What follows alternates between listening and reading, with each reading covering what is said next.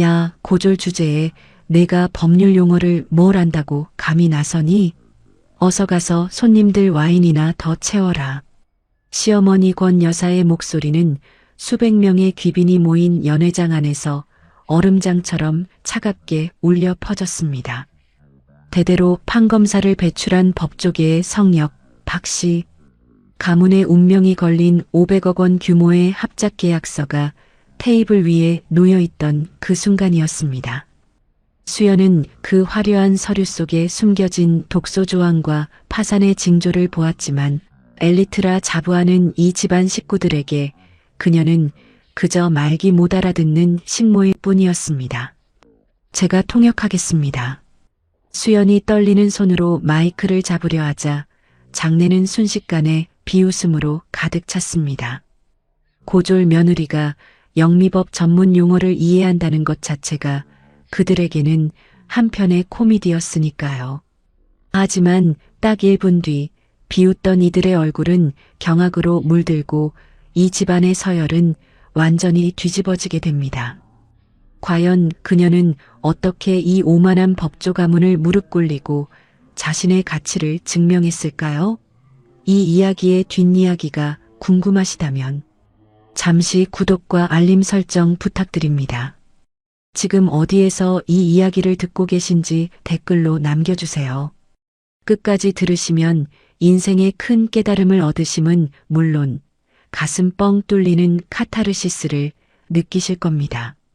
그럼 평범한 일상의 탈을 쓴 채 7년 동안 이어져 온 지독한 무시와 정교한 설계의 시작으로 돌아가 보겠습니다. 2000년대 초반 서울의 한 적막한 저택. 이곳은 대대로 법조계의 요직을 독점하며 권위의 성을 쌓아 올린 박씨 가문의 거처였습니다. 수연이 이 집의 며느리로 발을 들인 지 벌써 7년이라는 세월이 흘렀습니다. 그녀의 하루는 남들보다 2시간 빠른 새벽 5시에 시작되었습니다. 시어머니 권 여사의 까다로운 입맛을 맞추기 위해 유기 그릇을 닦고 남편 성준의 법복을 정성스레 다림질하며 수연은 소리 없는 그림자로 살았습니다. 하지만 그녀의 헌신은 이 집안에서 당연한 공기 같은 것이었을 뿐 결코 존중받는 덕목이 아니었습니다. 고졸 출신이라는 낙인은 그녀가 아무리 완벽하게 가사 노동을 수행해도 지워지지 않는 주홍글씨였습니다. 권 여사는 늘 우아한 미소를 지으며 수연의 가슴에 비수를 꽂곤 했습니다. 수연아, 넌 대학을 안 나와서 이런 법전의 무게를 모르겠지만 우리 집안은 격이 다르단다. 가서 제사상에 올릴 밤이나 예쁘게 쳐오렴. 그 목소리에는 며느리를 향한 애정 대신 자신들의 우월함을 확인하려는 지독한 오만함이 배어 있었습니다.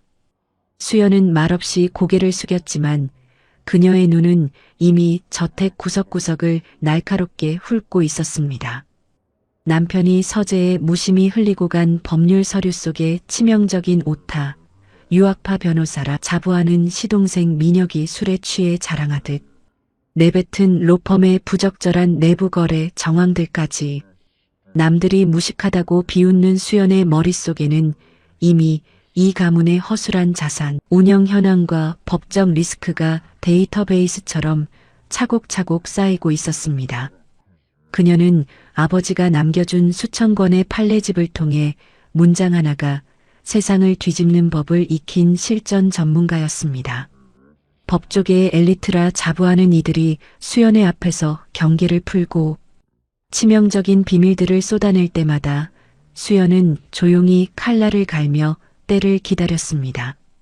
수연에게 있어 7년의 세월은 단순한 억압의 시간이 아니라 오만한 이들에게 내밀 거대한 청구서를 준비하는 정교한 설계의 시간이기도 했습니다.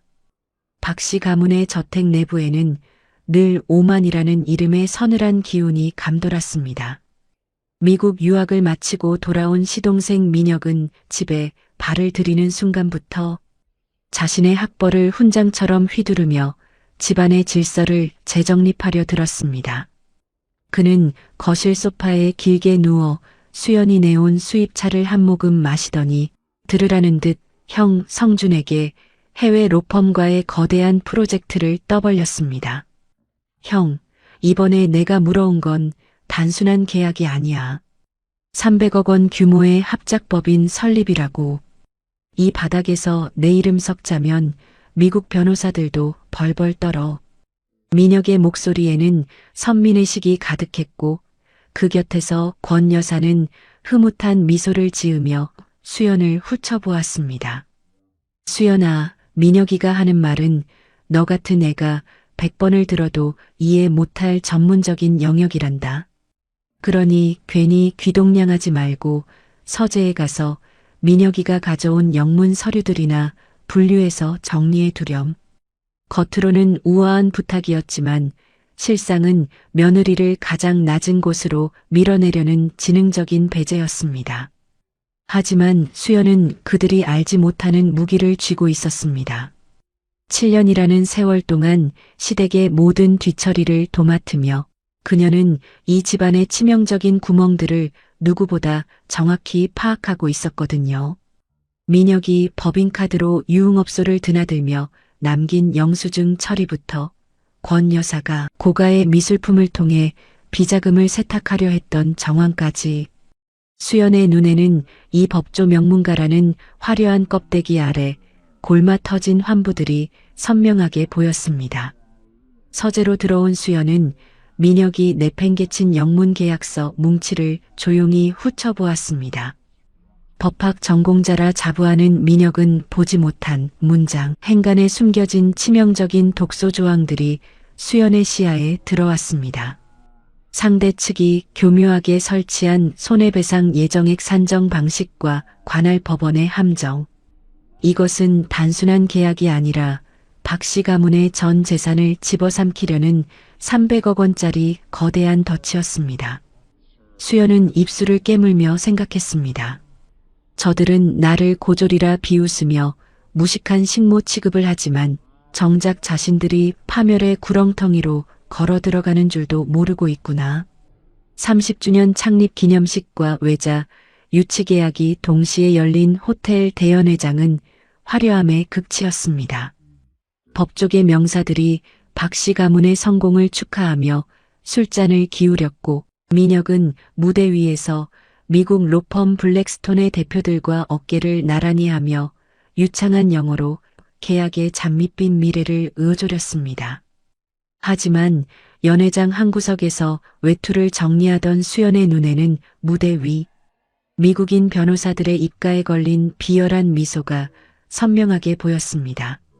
수연은 행사 직전 민혁이 책상에 던져두었던 최종 계약서 초안을 떠올렸습니다. 14조 2항 책임 소재를 명시한 단락에서 수연은 심장이 멎는 듯한 발견을 했습니다. 영미법상 공동 책임을 뜻하는 단어가 아닌 박 씨 가문이 모든 손해를 독점적으로 짊어진다는 뜻의 배타적이라는 단어 하나가 교묘하게 삽입되어 있었던 것입니다. 이 단어 하나가 발효되는 순간 합작법인에서 발생하는 모든 법적 리스크와 500억 원에 달하는 초기 부채는 고스란히 시댁의 몫이 될 판이었습니다. 수연은 떨리는 가슴을 진정시키며 무대 뒤로 다가갔습니다. 민혁의 소매를 붙잡고 나지막이 속삭였습니다. 도련님, 계약서 14조 2항을 다시 보셔야 합니다.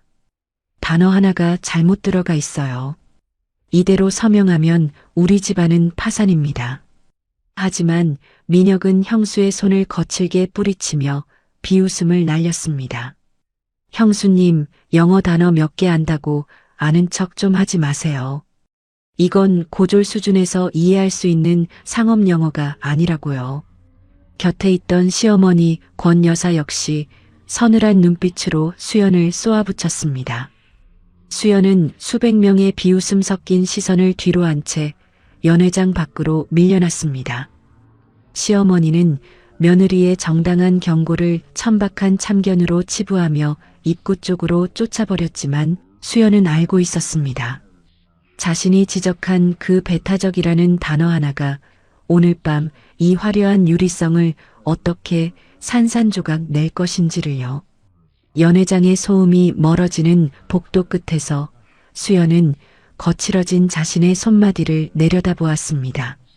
남들은 고졸 며느리의 손이라 비웃지만 이 손에는 1200권의 영미법 판례집을 넘기며 배어든 잉크 냄새가 박여 있었습니다. 사실 수연은 2000년대 초반 전국을 떠들썩하게 했던 명문법대의 수석 합격자였습니다. 법률 번역사였던 아버지의 천재적인 재능을 물려받아 법조계의 기대를 한몸에 받던 수재였지요. 하지만 대학 신입생 시절 찾아온 성준과의 사랑, 그리고 예기치 못한 임신은 수연의 모든 꿈을 앗아갔습니다. 아버지는 피눈물을 흘리며 반대했습니다. 수연아, 내가 저 집안에 들어가는 순간 평생 그림자로 살게 될 거야. 제발 내 재능을 썩히지 마라.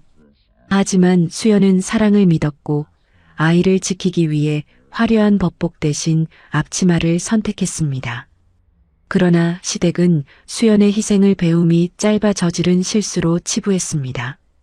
특히 권 여사와 남편 성준이 수연을 그토록 무시한 진짜 이유는 지독한 열등의식 때문이었습니다.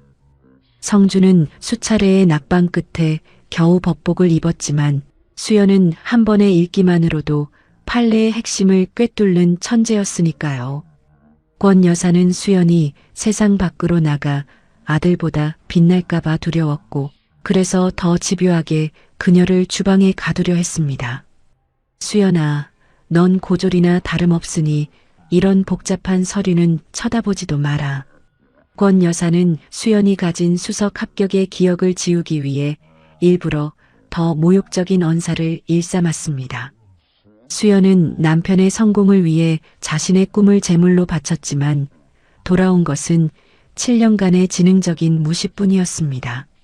하지만 수연은 침묵 속에서도 멈추지 않았습니다. 주방에 서서 물을 썰면서도 머릿속으로는 남편이 작성하다 막힌 변론서의 논리를 완벽하게 정리했습니다. 그녀는 알고 있었습니다. 사랑이라는 이름으로 스스로 꺾었던 날개가 사실은 이 오만한 가문을 단숨에 무너뜨릴 가장 날카로운 무기가 되어 있다는 것을요.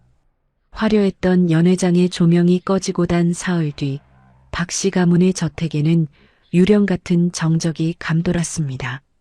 미국 로펌 블랙스톤에서 보낸 수십 페이지 분량의 영문 팩스가 서재의 바닥으로 힘없이 떨어졌습니다. 그것은 축하 서신이 아니라 계약서 14조 2항에 명시된 독소 조항을 근거로 한 이행 요구서였습니다. 민혁은 창백해진 얼굴로 서류를 뒤적였지만 영미법 특유의 복잡한 이면, 합의와 교묘한 법률, 은어들 앞에서 유학파 변호사라는 자부심은 종이장처럼 구겨졌습니다. 상대 측은 수연이 경고했던 그 배타적 책임 조항을 빌미로 합작법인의 초기 부채 300억 원을 박씨 가문이 전액 대납하지 않으면 모든 자산을 동결하겠다는 최후 통첩을 보내왔습니다. 거실 소파에 앉아 이 광경을 지켜보던 권 여사는 평소의 고상함을 잃은 채 날카로운 목소리로 아들을 다그쳤습니다. 민혁아, 이게 도대체 어떻게 된 일이니? 내가 직접 검토하고 완벽하다고 하지 않았어. 미국에서 4년이나 공부하고 온 내 실력이 고작 이거냐? 민혁은 땀을 흘리며 변명하기에 급급했습니다. 어머니, 이건 단순한 오역의 문제가 아니에요. 저쪽에서 법의 맹점을 파고든 거라고요. 하지만 민혁의 목소리에는 이미 확신이 없었습니다. 그가 명문대 졸업장에 취해 축배를 들고 있을 때 상대는 이미 이 가문의 숨통을 조일 법적 덫을 완성해 두었던 것입니다. 수연은 조용히 찻잔을 쟁반에 받쳐들고 서재 안으로 들어갔습니다. 바닥에 흩어진 서류들을 줍는 척하며 그녀의 눈은 빠르게 텍스트를 훑어내렸습니다. 역시나였습니다. 블랙스톤은 단순한 계약 위반을 주장하는 것이 아니라 박씨 가문의 비자금 계좌와 편법 증여 정황까지 언급하며 압박 수위를 높이고 있었습니다. 수연은 남편 성준이 당혹감에 머리를 감싸쥐는 모습을 차갑게 내려다보았습니다. 남편은 수연이 수석 합격했던 그 법대에서 겨우 졸업장만 따낸 열등생이었고 지금 이 위기를 돌파할 법적 논리조차 세우지 못하고 있었습니다. 수연은 쟁반을 내려놓으며 생각했습니다. 저들이 무식하다고 비웃으며 주방으로 쫓아냈던 며느리만이 지금 이 집안을 무너뜨릴 300억 원짜리 폭발물의 해체 방법을 알고 있다는 사실이 얼마나 아이러니한지 말입니다. 권 여사가 그토록 애지중지하던 비밀 금고에 빨간불이 켜진 것은 이른 새벽이었습니다. 외국의 자산관리은행으로부터 온 한 통의 통지서에는 권 여사가 편법 증여를 위해 숨겨두었던 유령회사의 계좌가 자금 세탁 혐의로 동결되었다는 내용이 영어로 빼곡히 적혀 있었습니다. 한미 합작 계약서의 독소 조항이 블랙스톤의 손에 쥐어진 순간 그들은 이미 박 씨 가문의 뒷조사를 마친 상태였지요. 거실 소파에 주저앉은 권 여사는 평소에 고결한 안주인의 모습은 온데간데 없이 손을 떨며 울먹였습니다. 내 돈, 내 평생을 모은 그 돈이 다 날아가게 생겼어. 성준아, 미녀가, 너희가 변호사인데 어떻게든 좀 해봐라. 하지만 명문대 졸업장을 앞세우던 두 아들은 그저 서로의 눈치만 살필 뿐이었습니다. 민혁은 영어로 된 법률 통지서를 들고 연신 땀만 닦아냈고 성준은 어머니의 눈길을 피하며 서재 구석에 처박혔습니다. 국제금융법의 복잡한 그물망과 상대 측의 치밀한 공격 앞에서 그들의 법적 지식은 그저 이론에 불과했던 것입니다. 그때 권 여사의 시선이 주방에서 적막하게 찻잔을 씻고 있던 수연에게 멈추었습니다. 수연아, 이리 좀 와보렴. 내가 예전에 아버님 심부름으로 법률 서류 좀 정리했다고 했지? 가서 민혁이 옆에서 이 서류들 좀 읽어봐라. 위기의 순간에도 권 여사는 수연을 전문가가 아닌 그저 글자나 읽을 줄 아는 조수 정도로 부리려 했습니다. 민혁 역시 형수의 도움을 간절히 원하면서도 자존심 때문에 끝까지 오만함을 버리지 못했습니다. 형수님, 이건 그냥 간단한 용어 확인이니까 주제넘게 해석하려 들지는 마시고요. 제가 시키는 부분만 딱딱 짚어주세요. 수연은 조용히 다가가 민혁의 손에 들린 서류를 건네받았습니다. 그녀의 눈은 이미 서류 하단에 적힌 강제 몰수 조항과 상대 측의 최종 통보 시한을 읽어내고 있었습니다.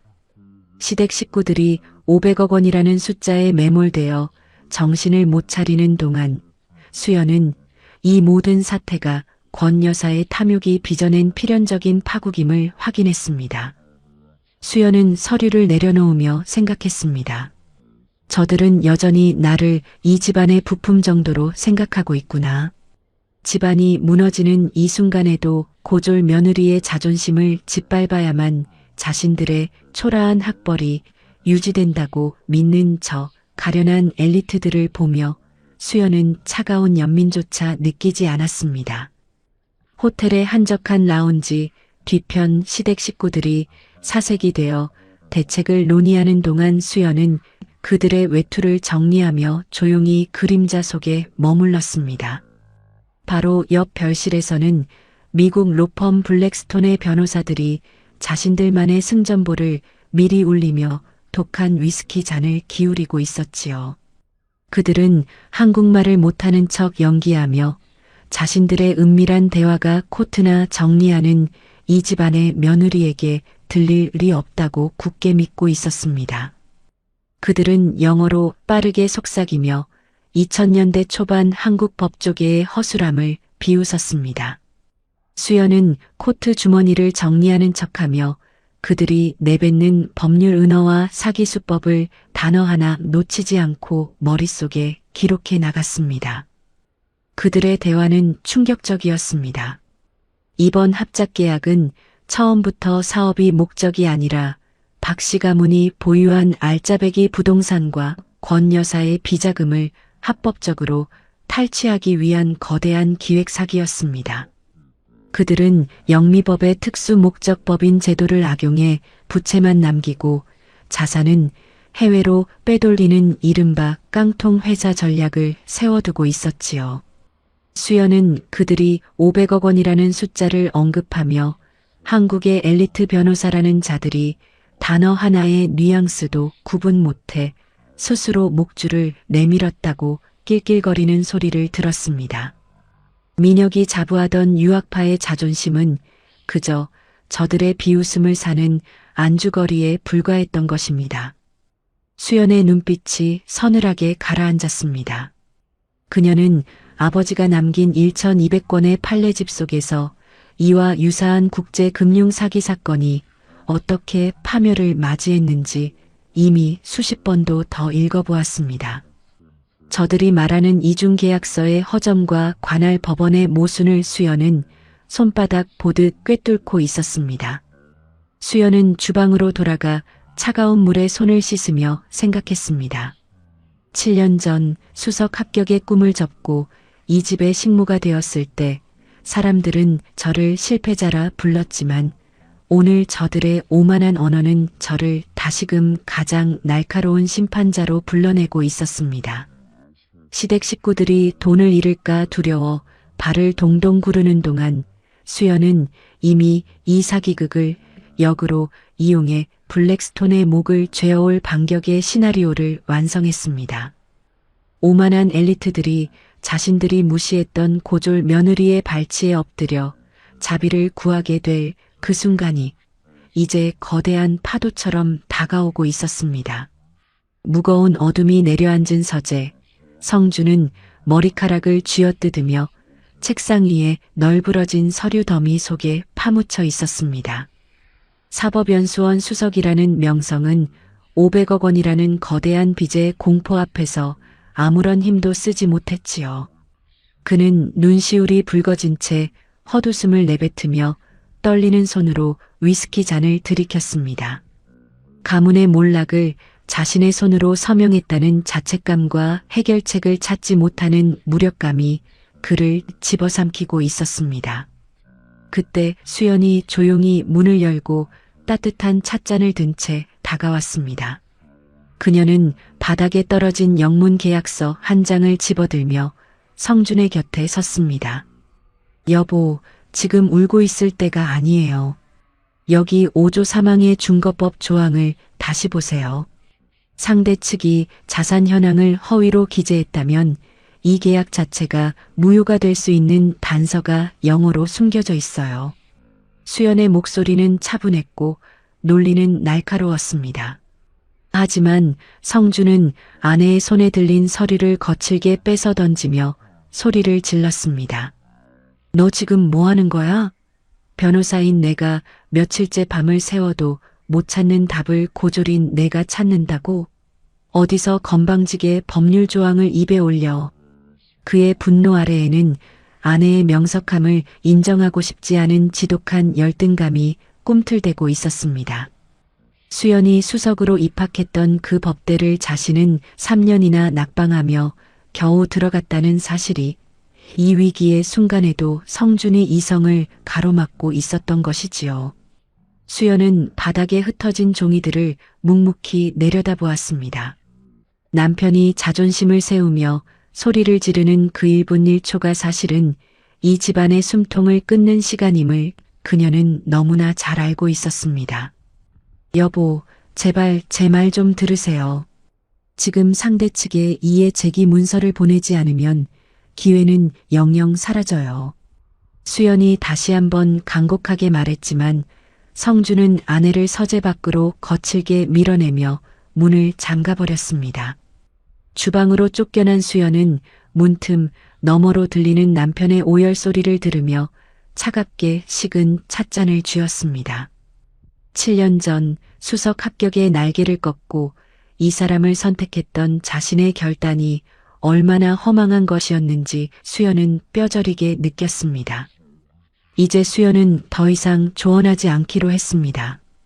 오만한 남편이 스스로 구명줄을 끊어버리는 것을 보며 그녀는 이 가문을 살릴 유일한 열쇠를 자신의 주머니 깊숙이 집어넣었습니다. 차가운 정적이 흐르는 호텔 특별회의실.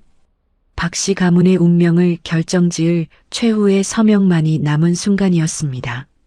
미국 로펌 블랙스톤의 변호사들은 승리를 확신한 듯 거만한 표정으로 만년필을 내밀었고 시동생 민혁은 사들린 얼굴로 덜덜 떨리는 손을 뻗었습니다.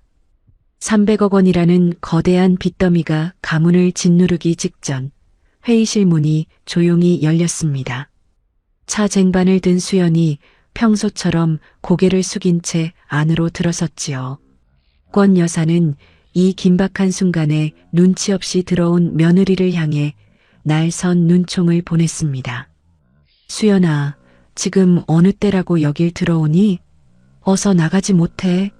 시어머니의 독설이 채 끝나기도 전 수연은 쟁반을 테이블 위에 소리 없이 내려놓았습니다. 하지만 이번엔 평소처럼 뒷걸음질 치지 않았습니다. 수연은 서류 더미 위로 손을 뻗어 민혁이 잡으려던 만년필을 가로챘습니다. 장내는 일순간 얼어붙었습니다.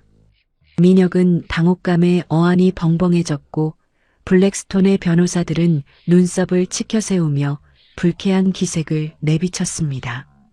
형수님 미쳤어요? 이게 지금 무슨 짓입니까?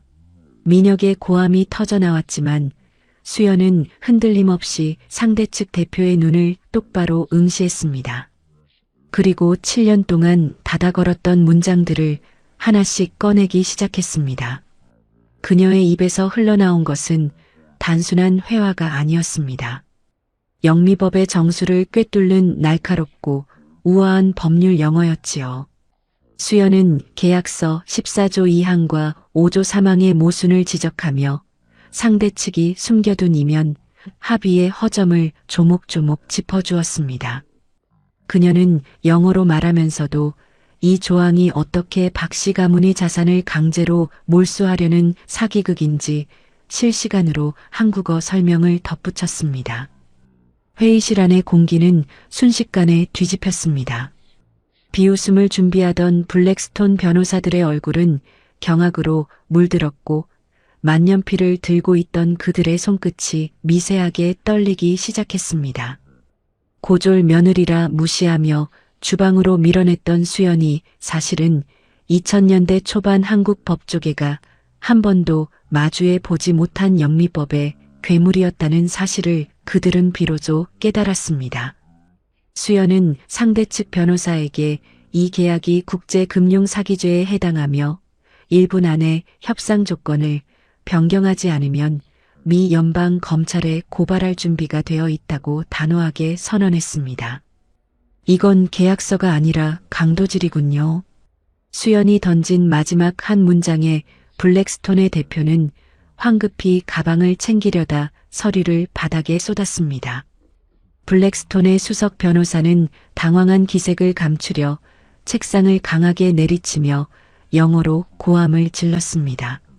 정식 변호사도 아닌 여자가 국제계약을 방해하는 것은 명백한 범죄이며 당장 보안요원을 불러 끌어내라는 협박이었지요.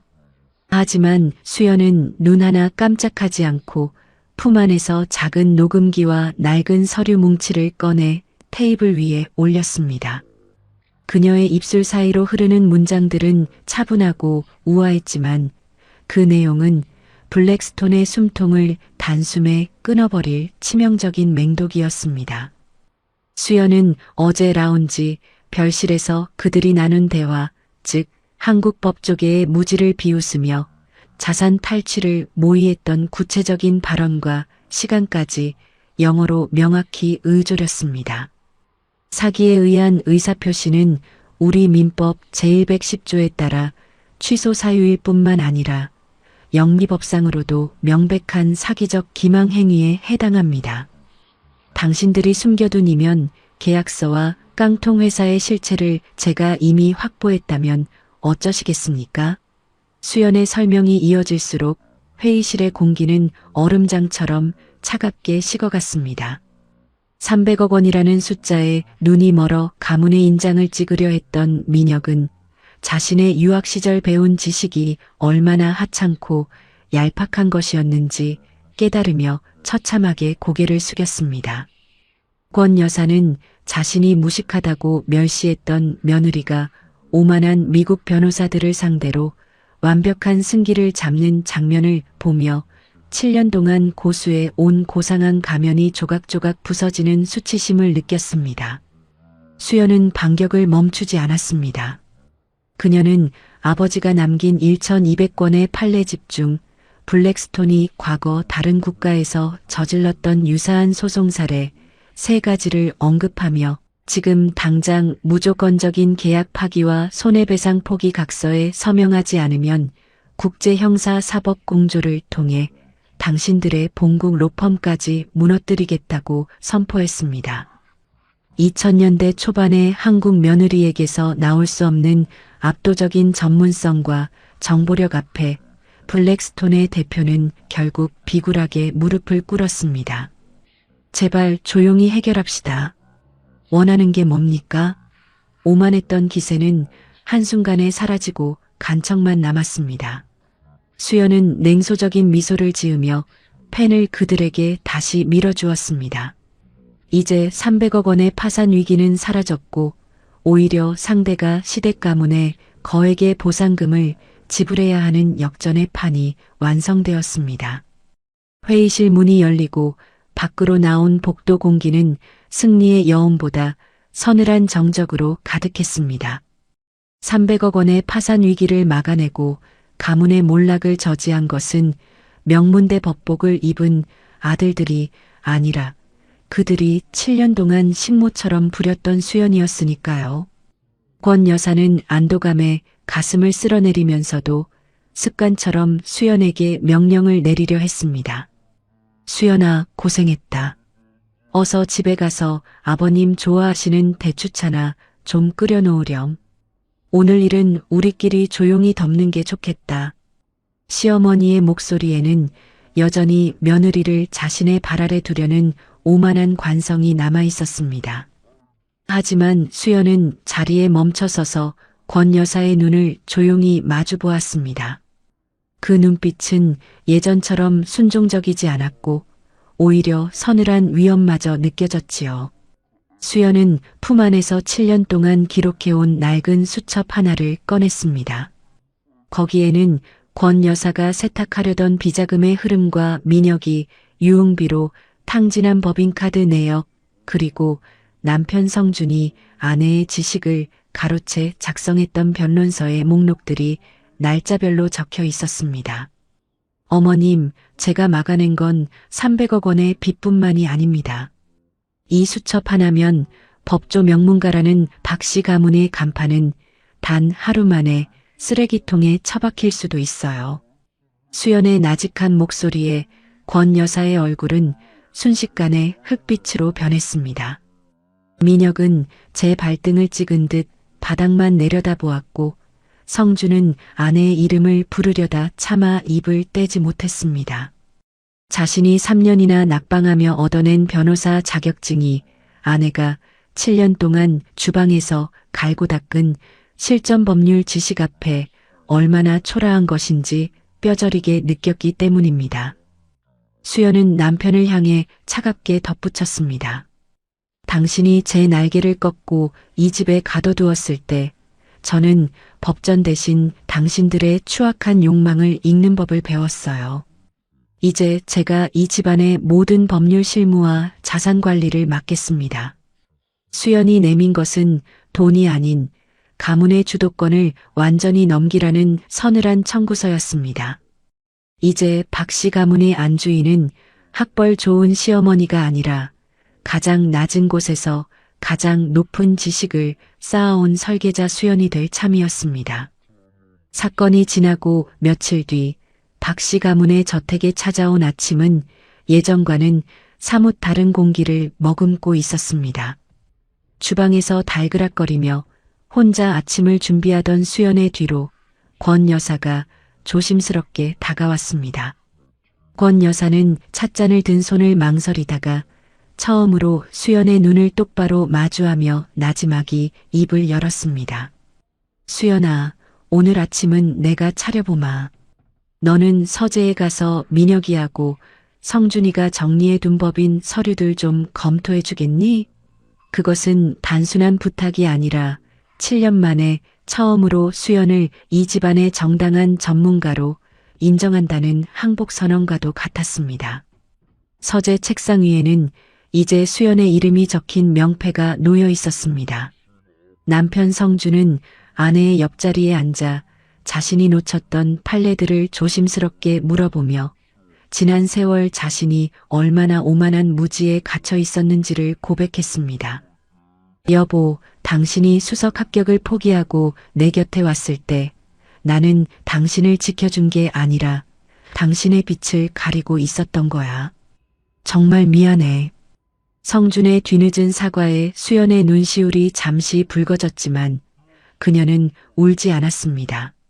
수연은 자신이 7년 동안 주방에서 닦았던 것은 식기가 아니라 세상의 편견을 뚫고 나갈 날카로운 통찰력이었음을 이제는 스스로 믿고 있었으니까요. 수연은 창밖의 따스한 햇살을 바라보며 아버지가 남겨준 낡은 법률 주석서를 어루만졌습니다. 혼란스러운 법조계에서 고졸이라는 이름표는 그녀를 끊임없이 끌어내리려 했지만 결국 그녀를 다시 일으켜 세운 것은 남들이 무시했던 그 치열한 독학의 시간들이었습니다.